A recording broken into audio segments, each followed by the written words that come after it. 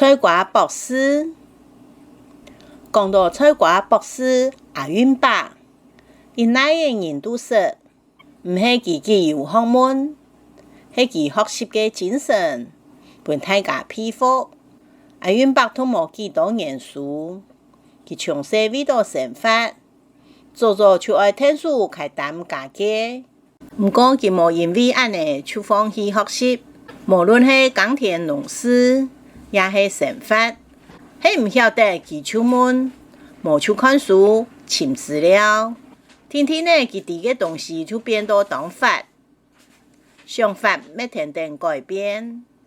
本身阿允伯靠耕田生活，还是伫田顺一角地种稻的菜瓜。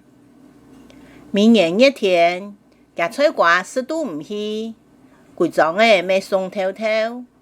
佢还会利用树香，迄无像苗路的知识去改良菜瓜。